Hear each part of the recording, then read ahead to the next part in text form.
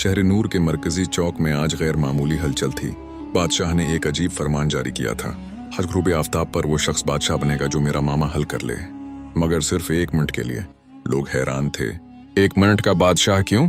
ये हुक्म क्यों? लेकिन किसी को अंदाजा नहीं था कि ये ऐलान खुद बादशाह की जान बचाने या छीनने वाला है। चांक हजूम में एक आम सा नौजवान फैसल आगे पढ़ा जो हमेशा किताबें पढ़ता रहता था और कभी किसी ने उसे खास अहमियत न दी थी। बादशाह के खास वजीर ने रफीक को देखते ही डर के मारे एक जमला अपने आप में बड़बड़ाया। यही वो है, ये नहीं होना चाहिए था। बादशाह ने तख्त पर बैठकर कहा, जो शख्स एक लम्हे में बताए कि महल में कौन सा ऐसा कमरा है जिसमें रोशनी होकर भी अंधेरा रहता है, वही 1 मिनट का बादशाह बनेगा। हजूम में सरगोशियां शुरू हो गईं। कोई कहता शायद पुराना स्टोर रूम, कोई बोला या खजाने का कमरा, मगर फैसल मुस्कुराता रहा।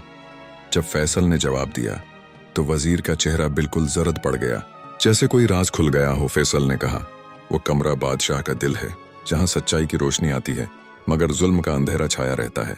पूरा दरबार सुन हो गया। बादशाह ने हैरानी से फैसल को देखा, फिर कहा, जवाब दरस्त है, तुम 1 मिनट के बादशाह बन सकते हो। फैसल को ताज पहनाया गया, नकारे बजे, दरबार झूम उठा, लेकिन फैसल ने ताज पहनकर सबको हैरान कर दिया। उसने ऐलान किया, मेरा एक हुक्म है और ये वाहिद हुक्म होगा। सब खामोश हो। फैसल बोला, आज से उस सल्तनत का असल बादशाह कौम होगी। कोई शख्स ताज पे हक नहीं रखेगा। फैसल का 1 मिनट खत्म होते ही उसे एक खुफिया कमरे में ले जाया गया। ये कमरा वही था जिसका जवाब फैसल ने दिया था, बादशाह के दिल वाला कमरा। लेकिन कमरे में बादशाह का दिल नहीं, बल्कि बादशाह का सबसे बड़ा राज कैद था। एक संदूक जिस पर लिखा था, जो भी उस राज को समझेगा बादशाही खत्म हो जाएगी। फैसल ने संदूक खोला कि अंदर एक पुराना सहीफा था जिसमें लिखा था, असल बादशाह वो नहीं जो तख्त पर बैठता है, असल बादशाह वो है जिसे लोग दिलों में बैठाते हैं। ये सहीफा बादशाह के बाप ने लिखा था, जो जालिम नहीं बल्कि मुनसिफ था, और उसने मौजूदा बादशाह को वसीयत की थी, जब तक कौम तुम्हें दिल से बादशाह न माने, समझ लो तुम बादशाह नहीं हो। मौजूदा बादशाह ने यह वसीयत छिपा दी थी।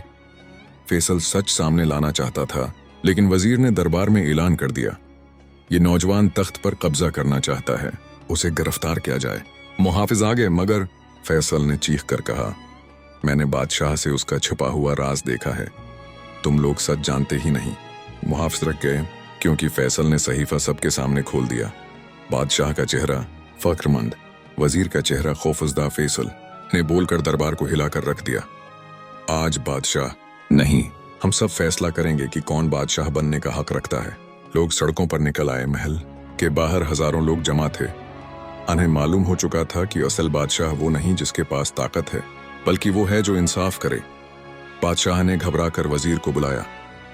वजीर बोला, अगर तख्त बचाना है तो इस लड़के को खत्म करना होगा। ये सुनकर बादशाह खामोश हो गया। अगले लम्हे बादशाह ने अपने ही वजीर को कैद करने का हुक्म दे दिया। वजीर चीखता रह गया। बादशाह ने फैसल को सामने बुलाया और सबके सामने अपना ताज उतार कर कहा, मैं इस तख्त के लायक नहीं, मगर तुम हो, क्योंकि 1 मिनट का बादशाह बनकर तुमने पूरे दौर का फैसला किया। फैसल ने कहा, मैं बादशाह नहीं बनना चाहता, मैं चाहता हूँ ये कौम अपने फैसले खुद करे।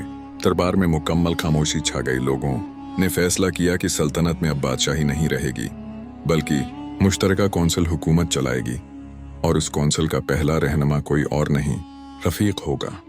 फैसल ने रियासत का निज़ाम इंसाफ, तालीम और अमन पर कायम किया, और लोगों ने दिल से उसे असल बादशाह कहना शुरू कर दिया, चाहे उसने कभी ताज कबूल नहीं किया, क्योंकि असल बादशाह वही होता है जिसे लोग दिलों में बैठाते हैं।